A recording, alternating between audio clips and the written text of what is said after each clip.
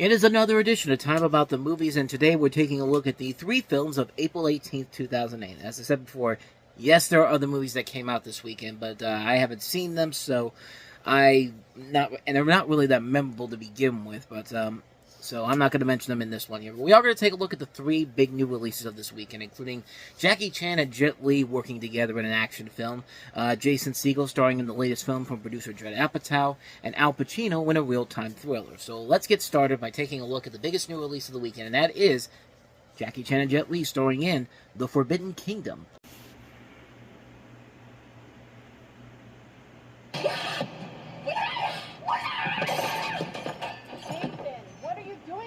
Nothing! Sorry, Mom.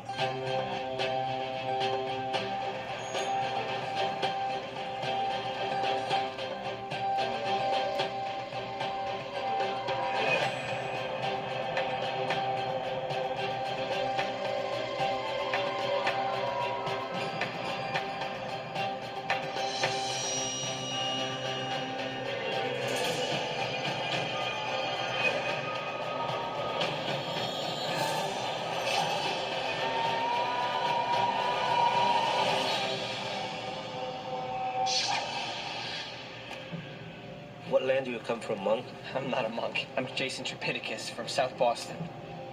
You carry something very special. This?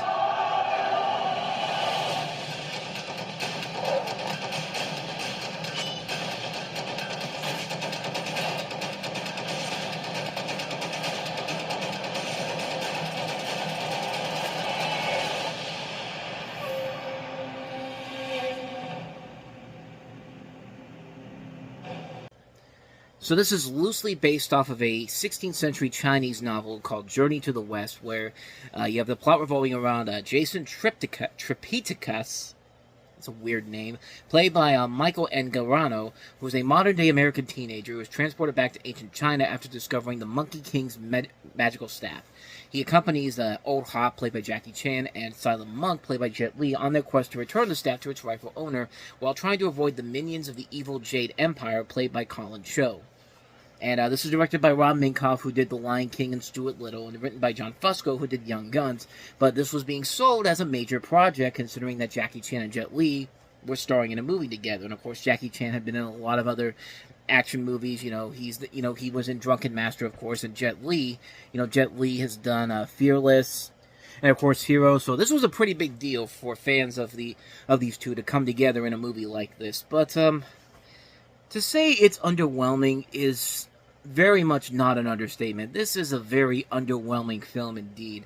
I mean, yeah, it's cool that you get to see Jackie Chan and Jet Li working off each other, fighting each other, and going off on these adventures, but you could tell that the film was trying way too hard to be sort of the next never-ending story, like a family adventure or film where, it's an adventure where they go into this person goes into a fantasy world, and he's supposed to be it's a fish out of water story, and we've seen this stuff done before so many times, and you think with a director like Rob Minkoff, who has done movies like Stuart Little and also The Lion King, you would expect a lot more from it, and there's just not enough of it there to really keep the film is a film that's actually tolerable and something that actually makes it worth it in the end.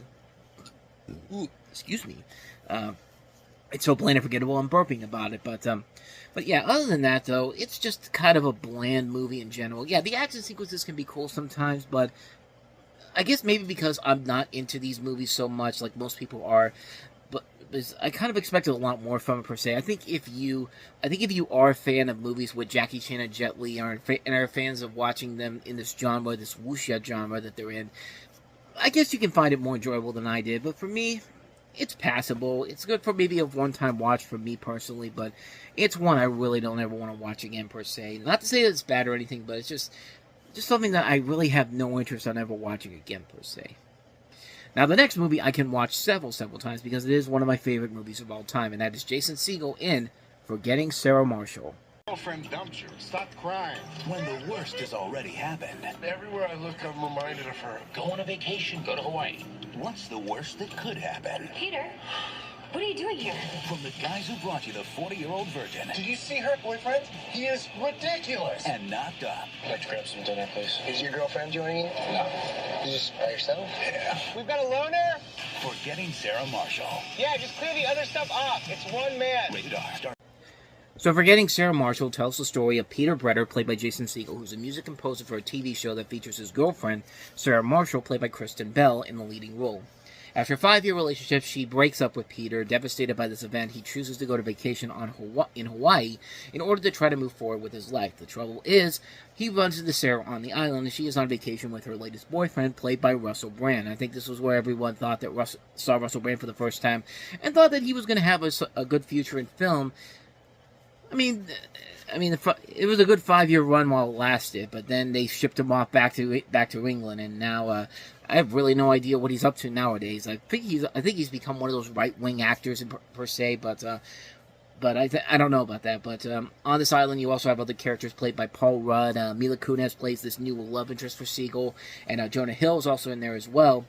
This is directed by Nicholas Stoller. This was actually his first film as a director, even though he had written other works beforehand. Like, he had done a lot of other movies and TV shows, and of course he would later go on to direct several other comedies.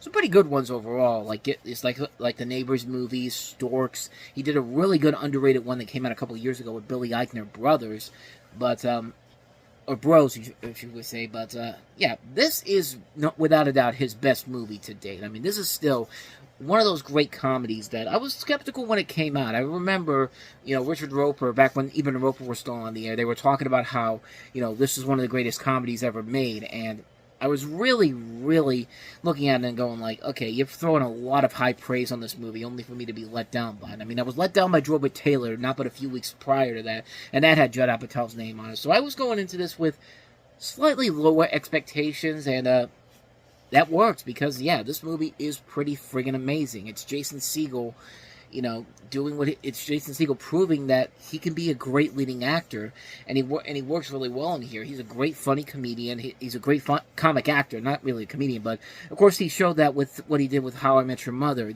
those years as Marshall Erickson. He's great on that show, and he's got good chemistry with both Bell and Mila Kunis. He has this really good, charismatic charm to him that works very well.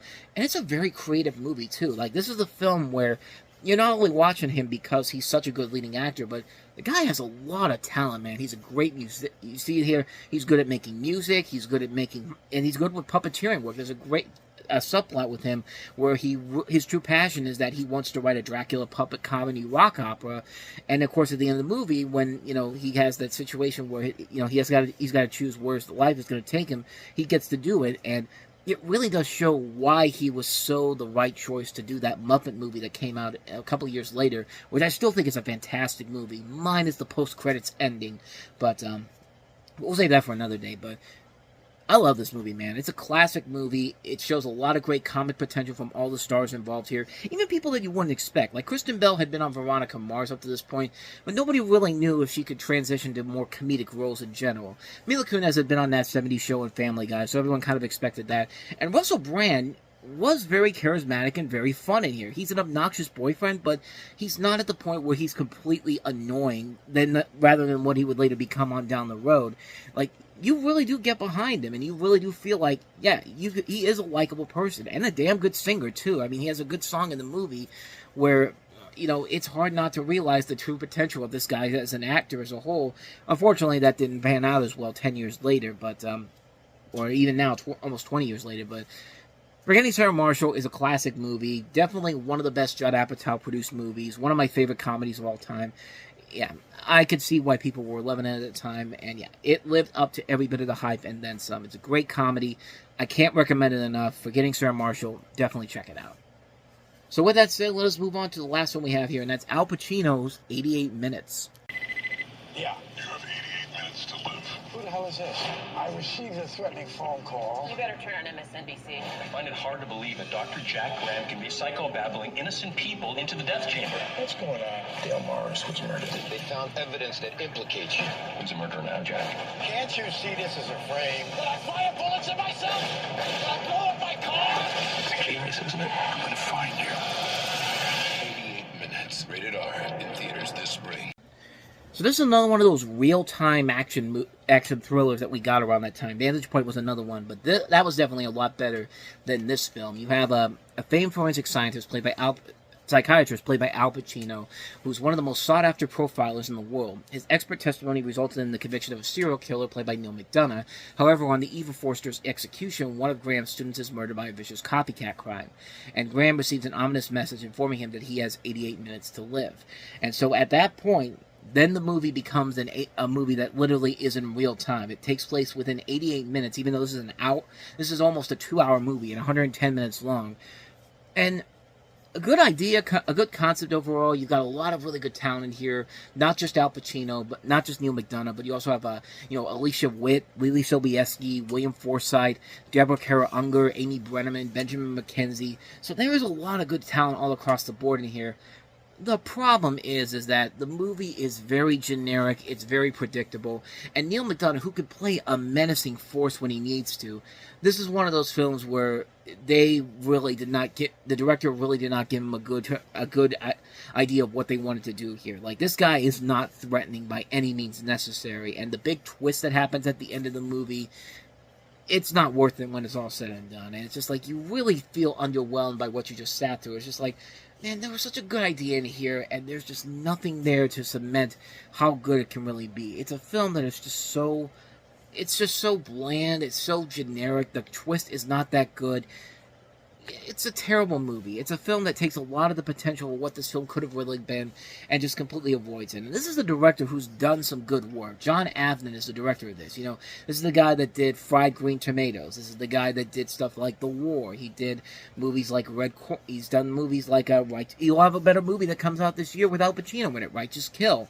And the writer of this is Gary Scott Thompson. Gary Scott Thompson is, a guy who was mostly known for his work on the Fast and Furious movies. He did stuff like, he did Hollow Man. I literally just have it right here. I just completely forgot about it. He was the guy that also did Las Vegas, the show with Josh Duhamel and James Caan. That was a fun show for a little bit. So yeah, there is a lot there where the talent should be there, but it just doesn't come together in the end. And it doesn't help that the twist really makes it worse than it has to be, and it just completely ruins the ebb and flow. It's a mess of a film. It's a sloppy film, and I'm really disappointed by the ending. It's just a real mess of a film. Yeah, avoid this one like the plague. 88 minutes. Definitely, you could do so much more in your time than just this movie. Avoid 88 minutes like the plague. And so with all of that said, that's going to wrap this episode of Time About the Movies up. The next time we meet, we'll take a look at the penultimate weekend before the summer of 2008 kicks off. And we got some pretty good movies to start off here. At least one. Tina Fey and Amy Poehler working together for the first time since Saturday Night Live with their comedy Baby Mama. We have the sequel to Harold and Kumar Go to White Castle. They escape from Guantanamo Bay this time around. And we have the erotic thriller Deception with Ewan McGregor and Hugh Jackman and Michelle Williams among the cast in it. So we'll take a look at those movies coming up on tomorrow's show. But until then, thank you so much for watching. And if you want to see more videos like this, please go ahead and hit the playlist on the next page. Check out the previous episode. And also, don't forget to hit the like, subscribe, notification button, and the bell. That's when you get updates on when new videos come out. And we do post new videos here every day. So with all that said, I am off. I will see you guys next time. And until then, as always, take care.